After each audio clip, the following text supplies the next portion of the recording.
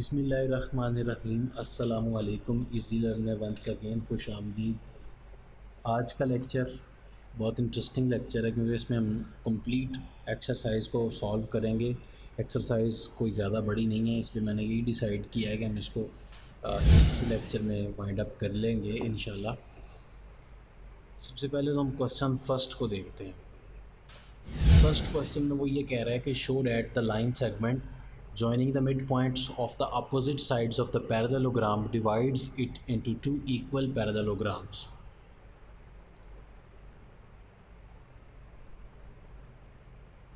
ठीक है, तो हम ऐसा करते हैं कि थोड़ा सा नीचे आ जाते हैं।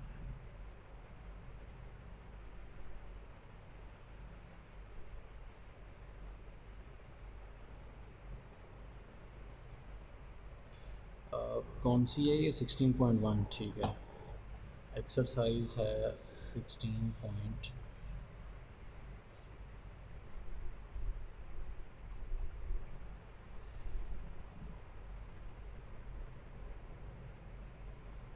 गिवन सिचुएशन ये है कि एक पैरेललोग्राम है, ठीक है, ए बी सी डी। ये पैरेललोग्राम यहाँ से उसके मिड पॉइंट्स, एक मिड पॉइंट ये, एक मिड पॉइंट ये, ए बी का मिड पॉइंट, सी डी का मिड पॉइंट, कहता है कि अगर आप इन दो मिड पॉइंट्स को आपस में आप जॉइन करें तो क्या होता है। तो ये होता है, वो ये कहता है कि इन मिड पॉइंट्स को जॉइन करने के बाद ये होता है कि दो पैरेललोग्राम्स बन जाती हैं। कौन कौन सी पैरेललोग्राम्स? इनको नाम देना पड़ेगा, that is P and Q. A Q P D and Q B C P, दो पैरेललोग्राम्स आपको यहाँ पर नज़र आ रही हैं। और वो कहता है कि जो दो नई पैरेललोग्राम्स यहाँ पे बनती हैं डिवाइड्स इनटू इक्वल पैरेललोग्राम, तो वो बिल्कुल इक्वल हैं, कांगुरेंट हैं। ये चीज़ आपने शो करनी है। तो सबसे पहले तो मैं यहाँ पर आप लोगों को ये बताऊँगा कि आप लोगों ने गिवन का सेक्शन बना लेना है और उसमें आपने ये चीज़ मेंशन करनी है कि डी पी, ठीक है, D P is congruent to P C. और ये आपको किस तरह से पता है? Because P is a mid point. अगर पी मिड पॉइंट है तो डी पी और पी सी बराबर होगा। इसी तरीके से क्यू मिड पॉइंट है ए बी का, तो ए क्यू क्यू बी के बराबर है, कांगुरेंट है। हमने क्यू और पी को आपस में मिला दिया और इसके बाद जो आप लोगों को रिक्वायरमेंट है वो क्या है? हम प्रूव ये करना चाहते हैं कि जो दो पैरेललोग्राम्स खूबसूरत सी आपके सामने हैं,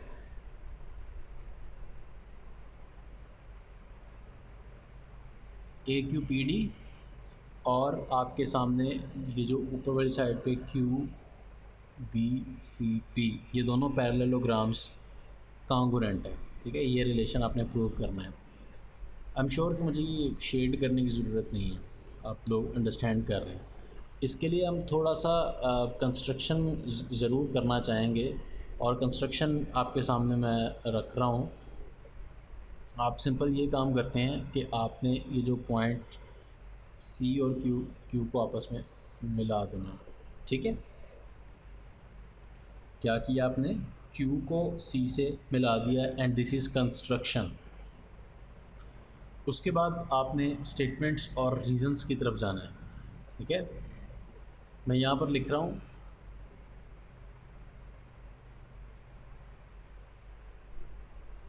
सबसे पहली चीज़ हम जानते हैं कि जो आपके पास ए बी है वो बराबर है डी सी के, क्योंकि ये एक पैरेललोग्राम है ए बी सी डी। और अगर कोई पैरेललोग्राम होती है तो उसमें जितनी ए बी की लेंथ होती है उतनी ही सी डी की होती है। और अगर हम दोनों को हाफ देखें, अगर मैं ए बी की हाफ लेंथ लूँ और हाफ ऑफ DC की लूँ तो तब भी कोई फ़र्क नहीं पड़ेगा, दोनों को हाफ़ कर दिया। हाफ़ करने का मतलब ये होता है कि आप AQ के पोर्शन को ले रहे हैं, AB में से हाफ़ जब मैं कहूँगा तो actually half of the AB क्या है, यहाँ से लेकर यहाँ तक जो है वो AB है। जब मैं हाफ़ की बात करता हूँ तो डैट इज़ AQ, चाहे मैं AQ कह दूँ चाहे मैं QB कह दूँ, दोनों ही हाफ़ ऑफ AB हैं। तो मैं QB कहूँगा क्योंकि मैं इतने पोर्शन को जो इस साइड पे इसको यूज़ करना चाह रहा हूँ। Half of AB is QB and same DC का जो हाफ है वो PC है। कोई फ़र्क तो नहीं पड़ा।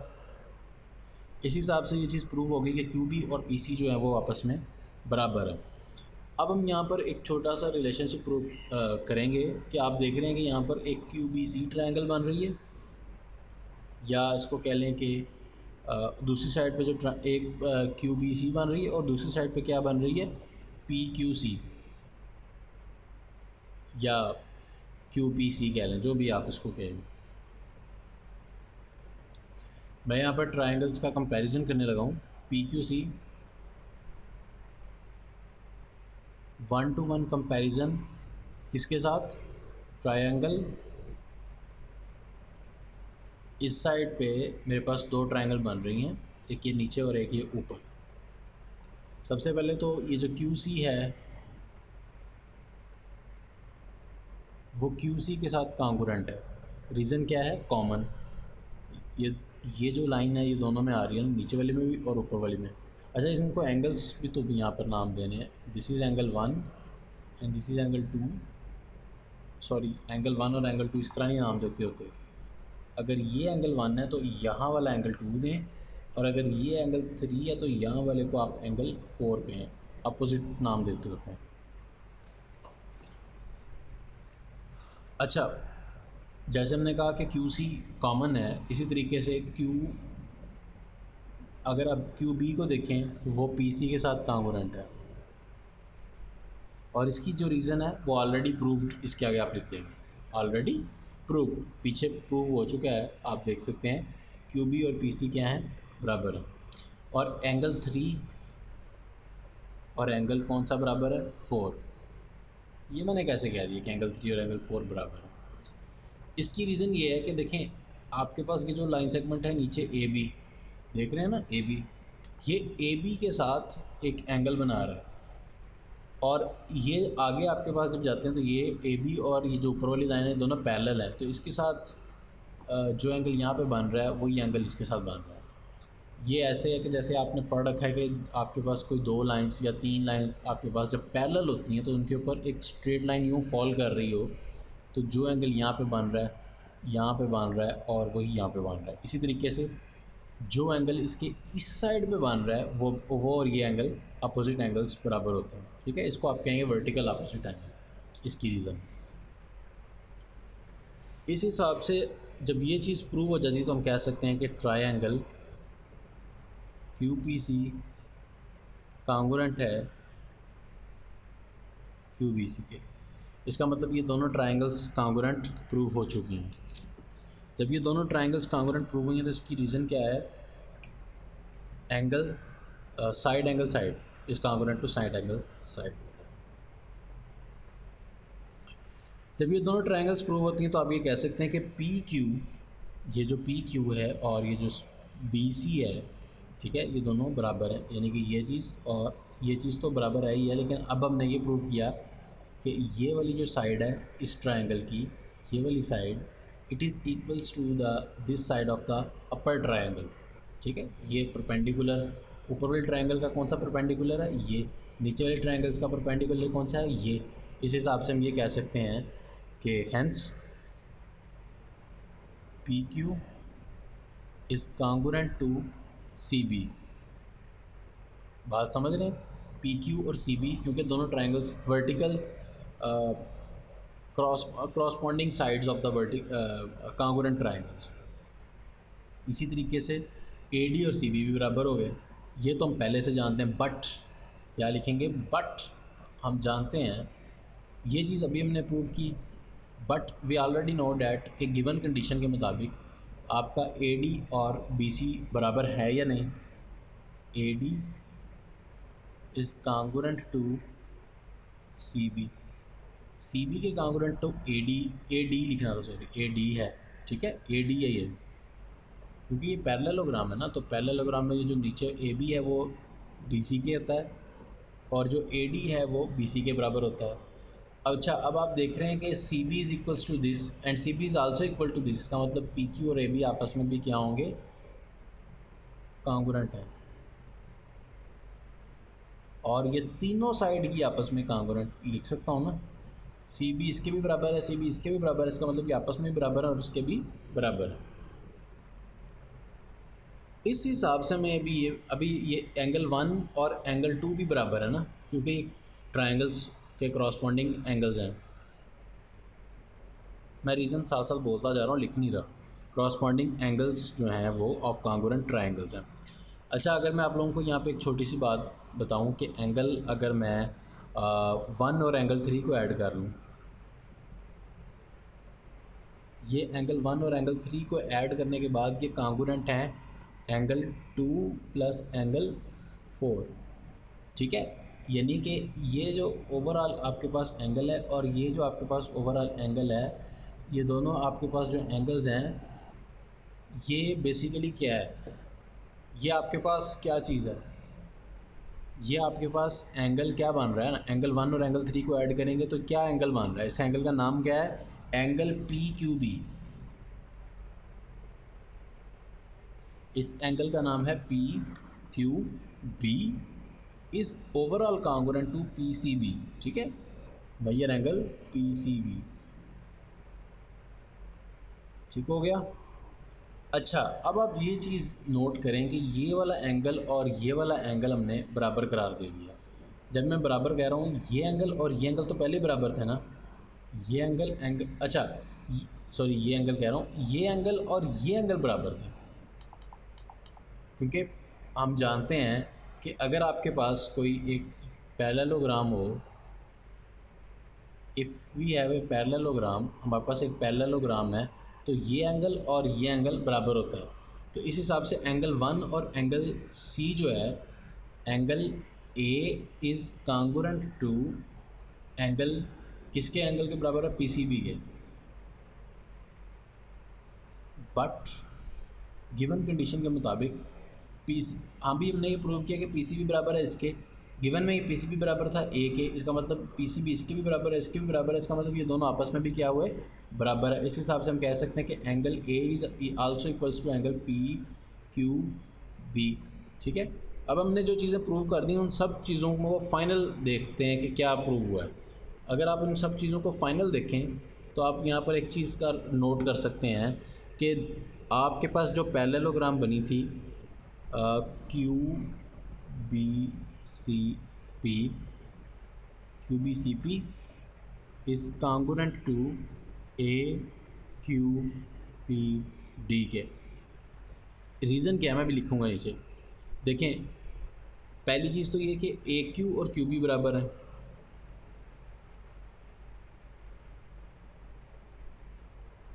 और इसकी रीज़न क्या है, ये तो गिवन था ना कि ये मिड पॉइंट है, इसका मतलब ए क्यू और क्यू बी बराबर है, दोनों पैरेललोग्राम की बेसिस क्या है, बराबर है।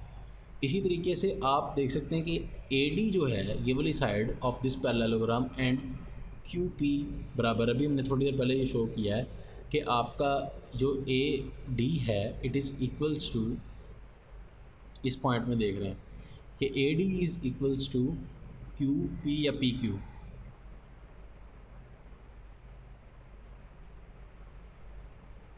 ठीक हो गया। दो पैरेललोग्राम में हमने एक ये साइड शो, साइड बराबर होगी, दो पैरेललोग्राम में साइडें बराबर होगी। अब हम इसका एंगल एक बराबर कर देते हैं। हमने शो करवाया अभी कि angle a of this parallelogram is equals to this angle, जिसका नाम क्या था, इसका नाम क्या था, पी क्यू बी। इस हिसाब से हमने ये चीज़ शो करवा दी है कि आपकी जो ओवरऑल पैरेललोग्राम हैं, दोनों पैरेललोग्राम्स वो कांगुरेंट हैं। अब हम चलते हैं कि अपने नेक्स्ट क्वेश्चन की तरफ, इसका यहीं तक था। हमारे पास सिचुएशन ये है कि आपके पास एक पैरेललोग्राम है ABCD, measure of the AB is equals to 10 centimetre, the altitude corresponding to the side AB and AD are respectively 7 centimetre and 8 centimetre, find AD। इस क्वेश्चन को ज़रा टेक्निकली थोड़ा सा अंडरस्टैंड करने में ही सारा काम है कि आप देखें, सबसे पहली लाइन पढ़ते हैं कि एक पैरेललोग्राम है ABCD जिसमें AB की लेंथ आपको गिवन है। तो यहाँ तक जो आपको रिक्वायरमेंट है उसको ज़रा देखते हुए हम बात करते हैं। जस्ट गिव मी 1 मिनट ताकि मैं थोड़ा सा इसको सेटिंग कर लूँ।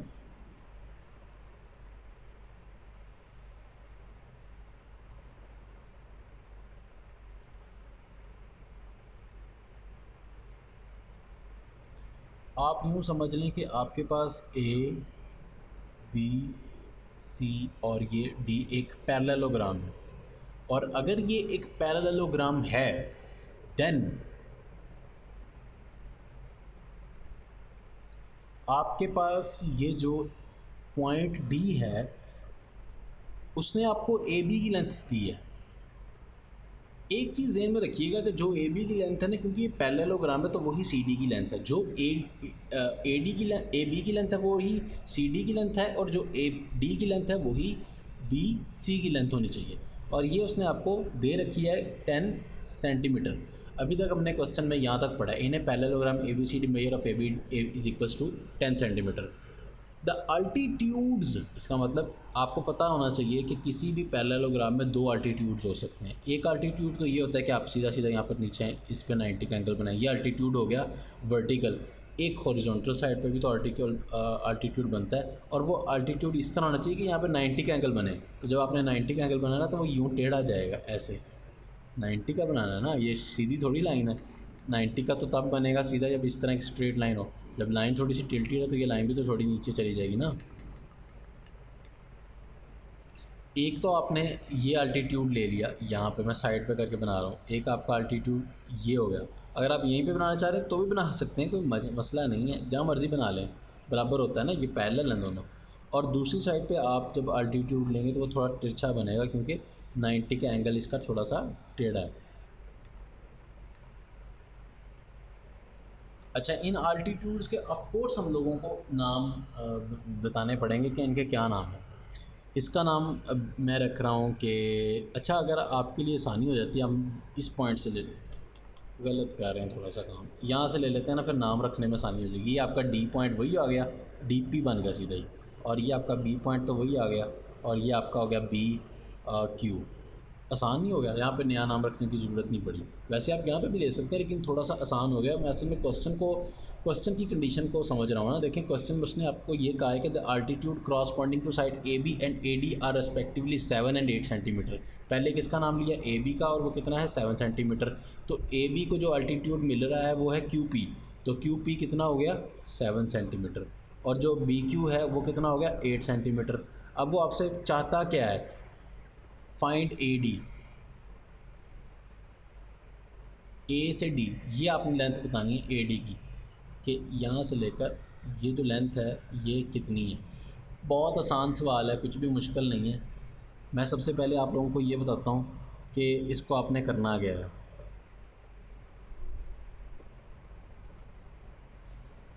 इसके लिए ये है कि आपको पता है कि AB जो है वो 10 सेंटीमीटर है, DP कितना है? 7 सेंटीमीटर। और आपके पास जो ABCD का एरिया है, एरिया लिखना था यार, यहाँ पे गलती होगी। एरिया ऑफ ABCD, थोड़ा सा पीछे कर लेते हैं इसको। एरिया ऑफ ABCD कितना है? अच्छा, एरिया कैसे निकलता है?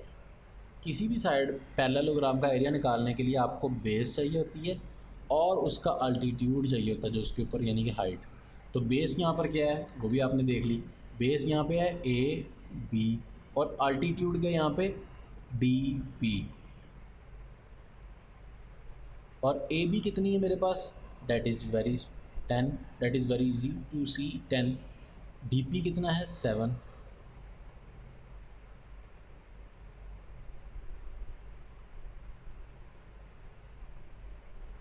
ये क्या चीज़ आई है, that is the area of A B C D. और एरिया जो होता है वो सेंटीमीटर नहीं होता, सेंटीमीटर स्क्वायर होता है, तो यहाँ पर स्क्वायर लाजमी मेंशन करिएगा। अभी मेरे पास एक एरिया आ गया। अच्छा, आप लोग जानते हैं कि जैसे ये एरिया है वैसे ही आप ए बी सी डी का एरिया एक और तरीके से भी तो निकाल सकते हैं, उससे भी तो यही आंसर आएगा। अगर मैं इसी का दूसरी साइड का अल्टीट्यूड लूँ तो एरिया का फार्मूला क्या बन जाएगा, दिस साइड, अगर मैंने पहले ली थी साइड ए बी, जब मैं ए बी को अपनी बेस मानता हूँ तो मैंने अल्टीट्यूड कौन सा चूज़ करना है, जो इसके ऊपर 90 का एंगल बनाए। अगर मैं ए डी को अपनी बेस मान रहा हूँ तो मैंने अल्टीट्यूड अब कौन सा चूज़ करना है, जो इसके ऊपर 90 का एंगल बनाए, विच इज़ क्यू बी। तो यहाँ पे मैं लिखूँगा base is now A D while the height is QB BQ। AD क्या है मेरे पास, AD मैंने फाइंड करना है, ठीक है। BQ क्या है, 8 centimetre. Area of the ABCD कितना आ चुका है, 70 सेंटीमीटर स्क्वायर। हम किस में इंटरेस्टेड हैं, AD में। AD को भाई यहीं रहने दें, 70 centimetre square divided by 8 centimetre. ये सेंटीमीटर इसके स्क्वायर से कट गया कि नहीं कटा, बहुत ही आसानी के साथ कट गया। मैं अपनी नोट से देख के बताता हूँ कि इसका कटिंग वगैरह हो जाएगी कि नहीं होगी। 35/4 इसकी सिंपल है, 85 2 के टेबल पे काट लें तो ठीक है। और ऊपर जो है वो साथ में सेंटीमीटर आ जाएगा, that is the length of the AD। आप इसको यहीं पे छोड़ सकते हैं और ये आपका फाइनली क्वेश्चन जो है वो सॉल्व हो गया। टाइम ऑलरेडी ज़्यादा हो चुका है, लेकिन हम तीसरा क्वेश्चन फिर भी अटैम्प्ट करेंगे क्योंकि वो बहुत छोटा सा क्वेश्चन है। If 2 parallelograms of equal areas have the same और equal base then the altitudes are equal, we have to prove. Very simple question, सबसे आसान क्वेश्चन ये है आज की एक्सरसाइज का। क्वेश्चन जो अब डिस्कस हो रहा है that is question number 3 and in A question number 3 मैं आपको पहले ये भी दिखा दूँ कि करना गया।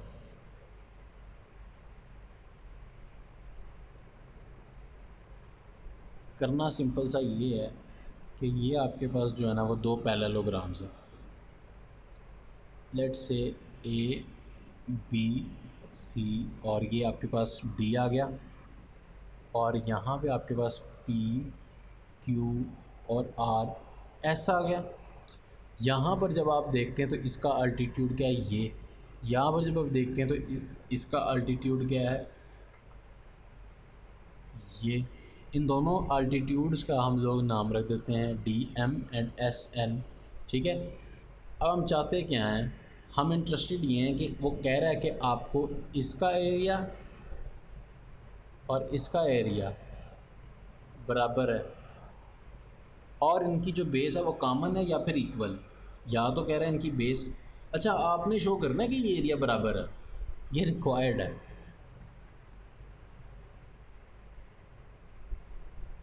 ये रिक्वायर्ड, वो क्या कह रहा है, वो कह रहा है कि अल्टीट्यूड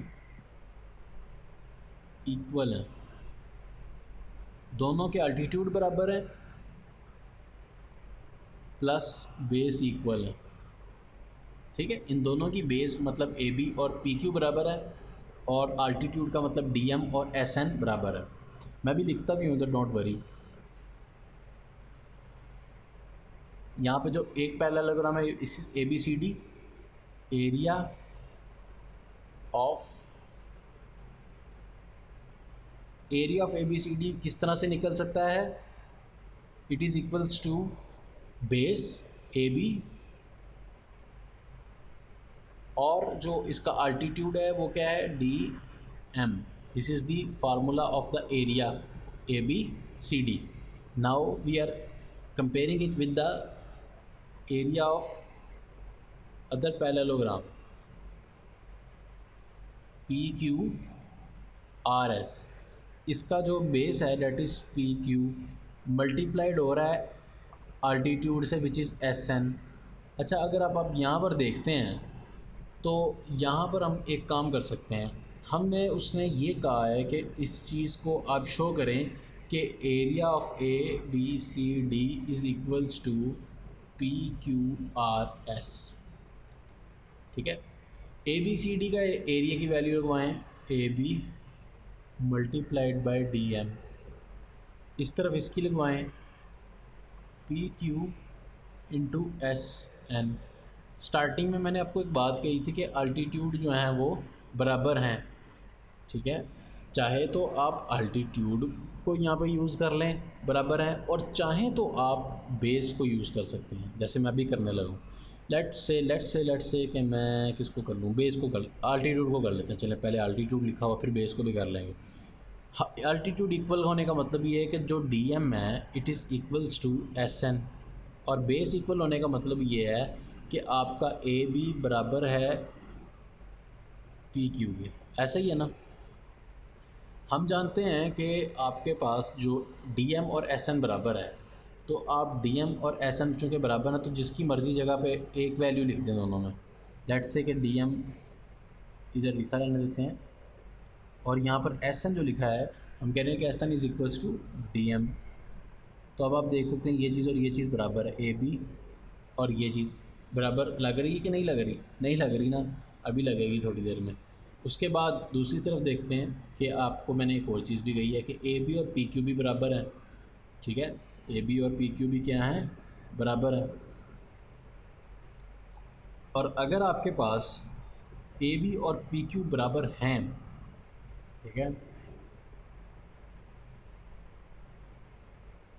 एक सेकंड रुक जाएं, इसमें एक सेकंड में क्वेश्चन को दोबारा रीड कर लूँ। मुझे लग रहा है कि if two parallelograms of equal areas have the same base और देयर अल्टीट्यूड, अच्छा सॉरी, इसके अंदर आपने शो ये करना है कि उनका जो एरिया है,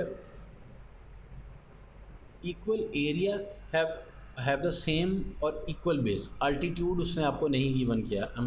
मैं जो था, सॉरी, मेरे पास जो नोट्स थे उसमें मैंने ही ये मिस्टेक की हुई, मुझे भी रियलाइज़ हुआ है, मैंने अपनी बुक में देखा है। तो चलें, ये अब आपकी असाइनमेंट है, ये मुझे नहीं आइडिया नहीं था। मैं आपको वैसे गाइड कर देता हूँ करना क्या है। आपने प्रूव करना ही कुछ और था, मैंने कुछ और प्रूव कर दिया। अब मैं आप लोगों को बताता हूँ जो आपने क्या करना है। ये आपकी असाइनमेंट है, वैसे मैं वाइट कलर से शो करता हूँ। आपको जो गिवन है ना वो ये है कि एरिया बराबर है दोनों का, इसका भी।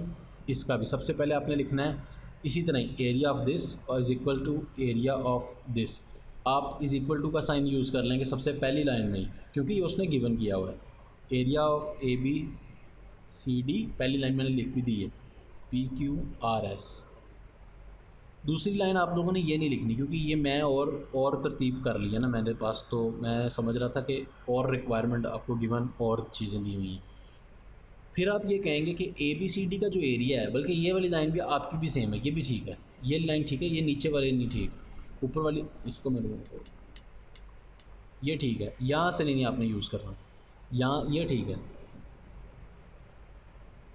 आप लिखेंगे कि ABCD का एरिया तो ये है, PQRS का एरिया तो ये है। गिवन में आप लोगों को बेस तो बताई हुई है, ठीक है, जबकि ये चीज़ जो है वो आपको प्रूव कर रही है, ये आपने प्रूव करना है, ये रिक्वायर्ड है, ये रिक्वायर्ड है कि DM और SN बराबर आए, ठीक है, ये रिक्वायर्ड है। DM is equals to SN is required. तो आप लोग क्या करेंगे, सबसे पहली लाइन में ये लिखेंगे, दूसरी लाइन में आपने ये लिखना है कि अच्छा ये बराबर भी साथ साथ आएंगे ना, ऊपर बराबर का साइन। ABCD की जगह पे आप लोग ये लिखेंगे, और PQRS की जगह पे आप क्या लिखेंगे, ये। इसके बाद आपने ये लिखना है, इसकी जगह पे आपने ये लिखना है। उसके बाद हम ये कहेंगे कि वी नो डैट कि base AB and PQ are equal. तो आप कहेंगे कि AB और PQ तो इक्वल है ना, तो आप चाहे तो AB की जगह पे PQ लिख लें या PQ की जगह पे AB लिख लें, ताकि इन दोनों को हम कंपेयर कर सकें। मैंने बातों बातों में सारा सवाल कर ही दिया है। PQ की जगह आप AB लिख सकते हैं कि नहीं लिख सकते, क्योंकि PQ और AB बराबर है, दोनों जो बेस हैं ये बराबर हैं, क्वेश्चन में गिवन है। अब आप देख सकते हैं कि ये चीज़ और ये चीज़ तो कट गई, नीचे फाइनल स्टेप क्या बचेगा, DM is equals to SN, और यही आप लोगों ने प्रूव करना था। कि आप लोगों को जो प्रूव करना था वो आ गया। मैंने वैसे करना नहीं था ये क्वेश्चन, लेकिन हो ही गया बातों बातों में। चलें, नेक्स्ट टाइम हम लोग स्टार्ट करते हैं थ्योरम को, तो तब तक आप इसको देखें, इसमें कोई और कन्फ्यूजन हो रही है तो आप शेयर करें मुझसे। फ़ीडबैक का डेफ़िनेटली आपका मैं इंतज़ार करूँगा। कोई और चीज़ इसके अलावा अगर आप सजेशंस में देना चाहें इसको इम्प्रूव करने के लिए तो भी आप डेफ़िनेटली देख सकते हैं। प्रैक्टिस करके आइएगा नेक्स्ट टाइम। टेक केयर, अल्लाह हाफ़िज़।